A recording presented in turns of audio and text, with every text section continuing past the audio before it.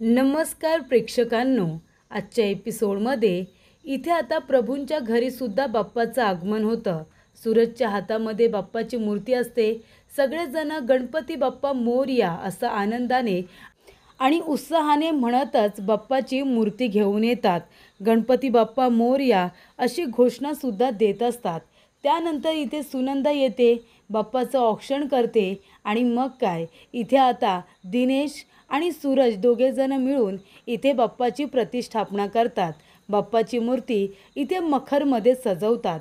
तेव्हा प्रेक्षकांनो, खूपच सुंदर असे बाप्पा आता प्रभू घरामध्ये आलेले असतात। तेव्हा तिथे गायत्री येते आणि म्हणते, हे काय, तुम्ही बाप्पाची मूर्ती घेऊन सुद्धा आलात? कधी घेऊन आलात तुम्ही? कधी गेला होतात? मी मोदक बनवत होते तेव्हा गेला होतात का आणायला मूर्ती? तेव्हा इथे दिनेश म्हणतो, हो आम्ही तेव्हाच गेलो होतो जेव्हा तू मोदक बनवत होतीस। तेव्हा इथे सूरजला आश्चर्य वाटतं। सूरज म्हणतो, काय वहिनी, आज मोदक तुम्ही बनवलेत का? तेव्हा इथे दिनेश म्हणतो, अरे मग काय, आज बाप्पा घरी आलेत ना, तिला खूप आनंद झाला आहे, खुश आहे ती, म्हणून तिने आज नैवेद्यासाठी स्वतःच्या हाताने मोदक बनवलेत। तेव्हा इथे प्रेक्षकांनो, आता तेजसला खूपच जास्त हसायला येतं। तेजस म्हणतो, बाप रे, बरोबर आहे, आज आनंदाचाच दिवस आहे ना, आज घरी अजून कुणाचं तरी आगमन होणार आहे, बरोबर की नाही? म्हणूनच आज वहिनी खूपच जास्त खुश आहेत, आज आपले बाप्पा घरी आलेत ना, गणपती बाप्पाचं आगमन झाले म्हणून इथे वहिनींना बुद्धी मिळाली आहे की त्यांनी स्वतःच्या हाताने मोदक बनवलेले आहेत। त्यानंतर प्रेक्षकांनो, इथे आता सुनंदा आणि तात्या दोघेजण बाप्पाची आरती करतात, दोघेजण आशीर्वाद घेतात जोडीने। त्यानंतर सुनंदा म्हणत असते की गायत्री आणि दिनेश, आता तुम्ही दोघेजण मोठे आहात ना, तुम्ही दोघेजण या, तुम्ही बाप्पाचा आशीर्वाद घ्या। इथे गायत्री दिनेश झाल्यानंतर सुनंदा म्हणत असते की आता गीता आणि सूरज, तुम्ही दोघेजण जा बरं, तुम्ही दोघेजण जोडीने बाप्पाचा आशीर्वाद घ्या। तेव्हा इथे जेव्हा गीता आणि सूरज दोघेजण बाप्पाचा आशीर्वाद घ्यायला येतात, तेव्हा गायत्री म्हणत असते की अरे वा गीता, आज तर तू थेट अगदी बाप्पाच्या जवळ जाऊन तिथे बाप्पाचा आशीर्वाद घेतेस। घे घे, बाप्पाचा आशीर्वाद घे आणि जे काही मागायचं आहे ते मागा बाप्पाजवळ। तेव्हा प्रेक्षकांनो, गीता म्हणत असते की गणपती बाप्पा, इथे आता तेजस भाऊजी आणि मानसी यांचं जे काही नातं तुटायला आलं आहे, त्या दोघांचं नातं कधीही तुटू नये, ते नेहमी एकत्र राहिले पाहिजे, असं काहीतरी करा।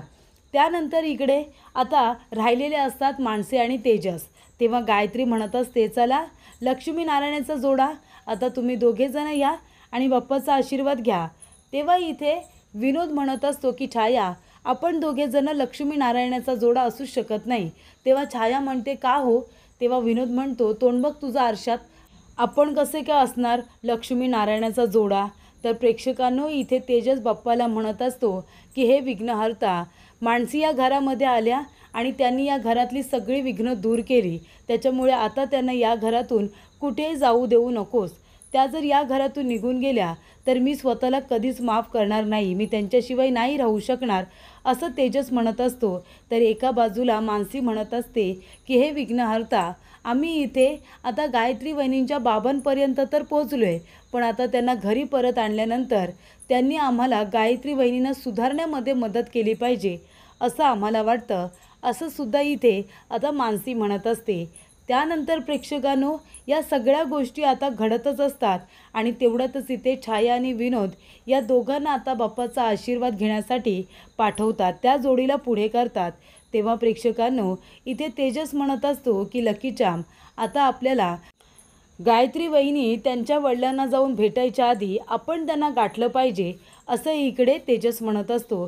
तर इथे ज्या वेळेला विनोद आणि छाया दोघेजण बाप्पाचा आशीर्वाद घेत असतात, तेव्हा हळूच इथे तेजस म्हणत असतो की दोघेजण बाप्पाजवळ, बुद्धीची देवता आहे ना ती, तर बाप्पाकडे थोडी बुद्धी मागा।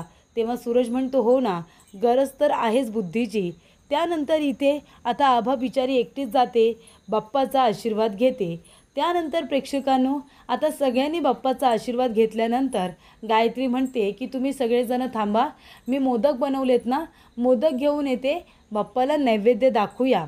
त्यानंतर प्रेक्षकांनो, आता गायत्री गेल्यानंतर लगेचच तेजस म्हणतो की आई, तात्या, आम्ही दोघेजण जरा जाऊन आलोच, महत्त्वाचं काम आहे, आम्ही येतो हां। तेव्हा इथे सुनंदा म्हणत असते, अरे पण तुम्ही दोघेजण आता कुठे जाताय? आता कुठे बाप्पा घरात आलेत? आरती झाल्यानंतर आपण जेवायला बसणार आहोत ना? तेव्हा इथे आता तेजस म्हणत असतो, आई हे बघ महत्त्वाचं काम आहे, आम्ही असे जातो आणि लगेच परत येतो, जेवणापर्यंत येऊ, काळजी करू नको. तेव्हा तात्या म्हणतात, बरं ठीक आहे, तुम्ही दोघेजणं जा आणि जेवणापर्यंत या, जा जे काही काम आहे ते करून या. त्यानंतर इथे आता मानसी आणि तेजस निघून गेलेले असतात. गायत्री नैवेद्यासाठी जे मोदक बनवलेले असतात ते घेऊन येते आणि म्हणते, तात्यासाहेब हा मोदकांचा नैवेद्य तुम्ही बाप्पाला दाखवा, हा मान तुमचा आहे. तेव्हा इथे तात्या तो मान आता नाकारत नाही, कारण आता गणपती बाप्पांना नैवेद्य दाखवणं ही मानाची गोष्ट असते, त्यामुळे तो मान आता तात्यांनी स्वीकारलेला असतो. तेव्हा इथे गायत्री म्हणत असते की गणपती बाप्पा आता तुमच्या कृपेने लवकरच माझे वडील या घरामध्ये परत येणार आहेत, तर मानसीला या घरातून मी धक्के मारून बाहेर काढणार आहे. ज्या माणसीने या घरामध्ये तुळस लावली आहे ना, आता तेच लोक या माणसीला घरातून बाहेर काढतात की नाही बघच तू. जेव्हा मी त्या माणसीचं सत्य सगळ्यांना सांगेन, ते दोघेजणं नवरा बायको असल्याचं नाटक करतायत हे जेव्हा मी सगळ्यांना सांगेन ना, तेव्हा सगळेजणं मिळून या मानसीला घरातून हाकलून देतील. तेव्हा गायत्री म्हणते, हे काय, तेजस आणि मानसी कुठे गेले? तेव्हा इथे आता मानसी आणि तेजसचं काहीतरी महत्त्वाचं काम आहे म्हणून ते दोघेजणं बाहेर गेलेले आहेत. तेव्हा गायत्री म्हणते, हल्ली दोघेजणं खूपच बाहेर जायला लागलेत ना एकत्र, दोघेजणं सारखे एकत्र असतात, कधीतरी वेगळं व्हायला पाहिजे ना, नाही का? असं सुद्धा इथे गायत्री म्हणत असते. त्यानंतर प्रेक्षकांनो, इथे आता पोलीस स्टेशनमध्ये जेलमध्ये मानसी आणि तेजस दोघेजणं शैलेंद्र दीक्षित यांना घेण्यासाठी आलेले असतात. ते म्हणतात की शैलेंद्र दीक्षित कुठे आहेत, आम्ही त्यांना घ्यायला आलो आहे, आज त्यांना सोडणार आहात ना? तेव्हा इथे हवालदार म्हणतात, त्यांची सुटका तर सकाळीच झाली, तुम्हाला माहिती नाही आहे का? सकाळी सुटले ते, त्यांनी आपल्या मुलीसाठी ही चिठ्ठी लिहून ठेवली आहे. तेव्हा प्रेक्षकांनो, ती चिठ्ठी आता मानसीला दिली जाते. मानसी ती चिठ्ठी वाचते. तेव्हा इथे त्याच्यामध्ये लिहिलेलं असतं की हे बघ बाळा, मी शैलेंद्र दीक्षित तुझा बाबा, आत्तापर्यंत जेलमध्ये मी कशासाठी आलो होतो, माझ्याकडून जी चूक झाली होती त्यामुळे मी माझ्या चुकीची शिक्षा भोगले, पण आता मला कुठे यायचं नाही आहे, आता मला सरळ कुठेतरी दूर निघून जायचं आहे, असं त्या चिठ्ठीमध्ये लिहिलेलं असतं. तेव्हा प्रेक्षकांनो, विनोद म्हणत असतो की दीदी मी काय म्हणतो, आता आपण नैवेद्य दाखवलं ना बाप्पाला, मग आता प्रसाद म्हणून तिथे जे मोदक आहेत ना ते मी सगळ्यांना वाटतो, सगळ्यांना मी प्रसाद खायला देतो, चालेल ना? तेव्हा गायत्री म्हणत असते की विनोद अरे काय हे, अरे हो हो प्रसाद सगळ्यांना मिळणार आहे, मोदक सगळ्यांसाठी बनवलेत, पण कसं आहे ना, अरे या घरातला लक्ष्मीनारायणाचा जोडा म्हणजे तेजस मानसी अजून आलेले नाही आहेत ना, मग आता ते दोघेजण नसताना आपणच तो नैवेद्याचा प्रसाद खायचा, हे बरोबर वाटतं का? नाही ना. तेव्हा थोडा वेळ वाट बघ, ते दोघेजण आता येतच असतील. आणि एक गोष्ट सांगते सगळ्यांना, जोपर्यंत मानसी आणि तेजस दोघेजण घरी परत येत नाहीत ना, तोपर्यंत कुणालाही प्रसाद मिळणार नाही आहे, कळलं का? त्यानंतर प्रेक्षकांनो, इथे आता गीताला आठवत असतं, गीताला माहिती आहे की सगळं काही गायत्रीला कळलं आहे की कशा पद्धतीने तेजस मानसी नाटक करतायत आणि त्यांचं सत्य इथे आता गायत्रीला सगळ्यांच्या समोर आणायचं आहे. तेव्हा गायत्री म्हणत असते, काय सासूबाई बरोबर ना, तुम्हाला तर माहितीच आहे दोघेजणं कुठे गेले असतील. तेव्हा सुनंदा म्हणते, नाही मला नाही माहिती ते दोघेजणं कुठे गेलेत म्हणून. त्यानंतर प्रेक्षकांनो, इथे आता मानसी आणि तेजस दोघेजणं त्या शैलेंद्र दीक्षित यांना शोधत शोधत बाहेरपर्यंत आलेले असतात. तेव्हा इथे तेजस म्हणतो, लकीचाम तुम्हाला खरंच वाटतं की ते इथे कुठेतरी मंदिराच्या आजूबाजूला असतील? तेव्हा मानसी म्हणते, हे बघा, जेव्हा माणसाच्या सगळ्या इच्छा आकांक्षा संपतात ना, तेव्हा माणूस कुठे जातो? माणूस असताना देवळातच जातो. जेलच्या जवळ हेच मंदिर आहे की नाही, मग आपण इथेच आता आजूबाजूला बघूया. तेव्हा प्रेक्षकांनो, इथे आता मंदिरामध्येच शैलेंद्र दीक्षित आलेले असतात. तेव्हा तेजस मानसी त्या ठिकाणी आता येतात. तेव्हा प्रेक्षकांनो, इथे मानसी म्हणत असते, बाबा कुठे जात होता तुम्ही? आम्ही तुम्हाला सांगितलं होतं ना की आम्ही तुम्हाला घेण्यासाठी येऊ म्हणून, मग तुम्ही एकटेच का जायला निघालात? तेव्हा प्रेक्षकांनो, इथे शैलेंद्र दीक्षित म्हणत असतात की नाही नाही, मी प्रभूंच्या घरी येऊ शकत नाही, त्या घरामध्ये भास्कर प्रभू यांच्या देव माणसासारखे पाय त्या घराला लागलेत, तिथे आता मी माझ्या घाणेरडे पायांनी येणार नाही आहे. तेव्हा मानसी म्हणते, बाबा प्लीज असं नका बोलू, तुम्हाला तुमच्या मुलीला सुधारायचं आहे ना, मग तुम्ही प्लीज आमच्याबरोबर चला, असं इकडे आता मानसी म्हणत असते. त्यानंतर प्रेक्षकांनो इथे आता बाप्पाची मूर्ती खूपच सुंदर, प्रेक्षकांनो मूर्ती बघा बाप्पाची आहे, एकदम गोंडस मूर्ती आहे. तेव्हा इथे गायत्री म्हणत असते की गणपती बाप्पा, तुम्ही तर या घरामध्ये आलात, पण काही जरी झालं ना तरीसुद्धा मानसी आणि तेजसचा संसार तुम्हीही वाचू शकत नाही. आता एकदा का ते दोघे परत आले की त्यांच्या या खोट्या नाटकाबद्दल मी सगळ्यांना सांगणार आहे आणि त्यांना या घरातून मी बाहेर काढणार आहे. तेव्हा प्रेक्षकांनो गायत्री म्हणत असते, सासूबाई खूपच उशीर झाला ना, मानसी आणि तेजस यांना यायला खूपच उशीर झाला आहे. नाही म्हणजे ते दोघेजण आल्याशिवाय मी प्रसाद नाही देणार कुणाला, असं म्हणाली आहे ना. पण आता ते दोघेजणं परत आले ना की तुमच्या सगळ्यांची जी तोंडं कडू झाली आहेत ना, ती तोंडं मी मोदक देऊन गोड करे ना. तेव्हा सुनंदा म्हणते, अगं सुनबाई असं काय करतेस, बाप्पा घरामध्ये असताना कशाला कुणाची तोंडं कडू होतील. तेव्हा इथे गायत्री म्हणते, आणि ते दोघेजणं परत आल्यानंतर तुमच्यासाठी एक छान सरप्राईजसुद्धा आहे. तेव्हा इथे प्रेक्षकांनो दिनेश म्हणत असतो, गायत्री काय सरप्राईज देणार आहेस तू, सांग ना. तेव्हा प्रेक्षकांनो इथे सुनंदा म्हणते, सुनबाई सरप्राईज, कसलं सरप्राईज. तेव्हा प्रेक्षकांनो इथे आता मानसी आणि तेजस दोघेजण घरी परत आलेले असतात. तेव्हा इथे गायत्री म्हणत असते की हां बघा, आले इथे उत्सव मूर्ती आलेल्या आहेत, त्यांनाच इथे मला खूप मोठं सरप्राईज द्यायचं आहे. तेव्हा इथे गायत्री म्हणते, सासूबाई तुम्ही कधी बाप्पाच्या समोर उभं राहून खोटं बोललात का, सांगा ना, कोण खोटं बोललं आहे का इथे, काय गीता बाप्पाच्या समोर उभं राहून कुणी खोटं बोललं आहे का. तेव्हा सुनंदा म्हणते, हे काय बोलतेस तू सुनबाई, बाप्पाच्या समोर कोणी उभं राहून खोटं का बोलेल, कोणी खोटं बोलतं आहे का आपल्या घरामध्ये. तेव्हा इथे गायत्री म्हणते, मानसी तेजस अरे आलात का तुम्ही, या लवकर या, किती उशीर केलात तुम्ही, हल्ली खूपच जास्त दोघेजणं सोबत असता. नाही मान्य मला की तुम्ही दोघेजणं लक्ष्मीनारायणाचा जोडा आहात, पण कसं आहे ना, तुम्ही आला नाही तर कुणालाही मी मोदक दिलेला नाही आहे प्रसादाचा. या बरं तुम्ही बाप्पाचा आशीर्वाद घ्या आणि लवकरात लवकर सगळ्यांचं तोंड गोड करा मोदक देऊन. तेव्हा इथे आता गायत्री म्हणत असते की बाप्पाचा आशीर्वाद घ्या, पण आधी मला एक गोष्ट सांगा, तुम्ही दोघेजणं नक्की कोण आहात एकमेकांचे, तुमचं नातं काय आहे ते सांगा बरं सगळ्यांना. अरे गप्प काय बसला, सांगा ना. तेव्हा मानसी म्हणते, काय झालं, असं का विचारताय तुम्ही गायत्री वहिनी. तेव्हा गायत्री म्हणते, अगं असं का विचारते म्हणजे, सांगा तर खरं तुमचं नातं काय आहे ते, मग कळेल की सगळ्यांना सत्य काय आहे ते.